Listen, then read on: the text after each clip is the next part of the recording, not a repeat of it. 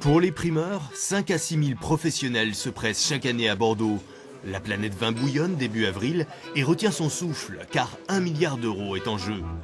Directeur des achats pour la Société des alcools du Québec, Gilles Goulet passe commande de 480 000 grands crus avec la SAQ qui a le monopole. Il débourse ainsi 10 millions d'euros, les meilleures années.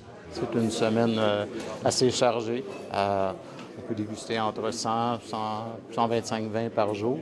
Alors oui, c'est une concentration assez constante. Importateurs, négociants, journalistes, critiques et blogueurs, tous vont juger ce millésime vendangé à l'automne. Un exercice assez simple pour les blancs, prochainement mis en bouteille, mais bien plus périlleux pour les rouges, dont l'élevage dure 12 à 18 mois. C'est l'occasion pour les professionnels de donner vraiment des conseils aux consommateurs, à leurs lecteurs.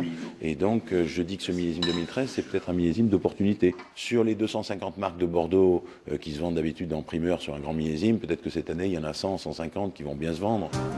Pour épater la galerie, les dizaines voire centaines de lieux de dégustation rivalisent d'imagination et de codes couleurs. Cette année, c'est le château Marquis de Termes qui reçoit et fait découvrir tous les châteaux de l'appellation Margaux.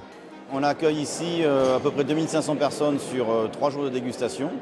Et comme vous voyez, il y a une salle de restauration où on accueille à peu près 1200 couverts répartis sur les 3 jours. Dans cette jungle des primeurs, les courtiers comme Timothée Bouffard jouent les intermédiaires entre les châteaux et les négociants. On essaie, si vous voulez, d'apporter, je dirais, la bonne parole au niveau des propriétaires par rapport à ce que nous ressentons du marché, par rapport à ce qui s'y passe, et pour essayer de leur dire de faire le bon prix pour que, ce que tout le monde souhaite, que la campagne se fasse. Une fois les notes attribuées, les châteaux vont annoncer leur prix de vente en primeur entre avril et juin. Ils se font ainsi de la trésorerie et permettent aux clients d'acheter au meilleur prix. On veut se positionner tôt pour être sûr d'en avoir. Après, il y a évidemment la question spéculative, c'est-à-dire que quand on se positionne tôt, normalement, eh bien, on a le meilleur prix. Durant ces primeurs, Bordeaux vend environ 4% de ses volumes. Mais en valeur, cela représente entre 20 et 25% du chiffre d'affaires.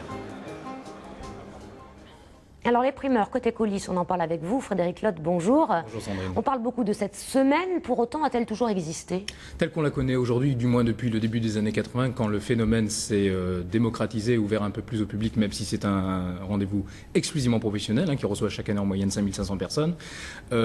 Effectivement, en l'état, il existe au moins depuis 30 ans. Par contre, la relation commerciale qui unit négociants, courtiers et propriétaires existe bien évidemment depuis au moins 400 ans. C'est-à-dire qu'on a toujours eu l'habitude de commercialiser des vins en cours d'élevage. Il faut remonter d'ailleurs à peu près au XVIe, XVIIe siècle, avec l'arrivée des marchands de vins qui se sont tous centralisés, réunis dans le fameux quartier des Chartrons, c'est-à-dire constitués de Hollandais, d'Allemands,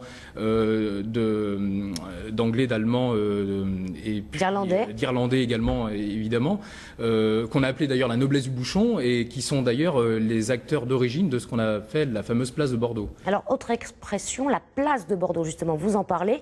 Comment fonctionne-t-elle? Alors, la place de Bordeaux, d'abord, c'est une place de marché interne au département, où s'échangent donc des vins pour être redispatchés dans les circuits de distribution, à la fois sur le marché interne et à l'export.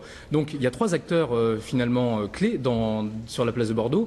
À commencer par le propriétaire. Alors le propriétaire va proposer ses vins à la vente aux négociants par l'intermédiaire indispensable du courtier, comme le reportage l'a bien expliqué.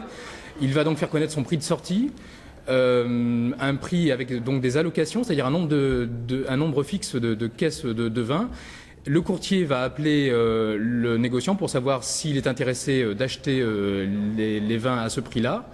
Ensuite, on a le négociant. Le négociant, d'ailleurs, a plusieurs métiers. Il n'en a pas qu'un. C'est en fonction de son modèle économique. S'il est en business to business, c'est-à-dire uniquement réservé à des acheteurs professionnels ou aux particuliers, business to consumer.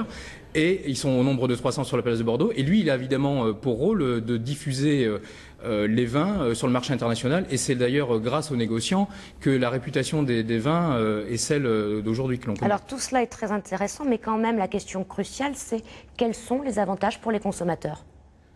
Alors, pour le consommateur, d'obtenir évidemment par cette vente par souscription qui est unique à Bordeaux, unique au monde, donc d'avoir ces vins réservés 2 ans à l'avance, c'est-à-dire 2 ans avant la livraison chez lui, 2 ans avant la mise en bouteille.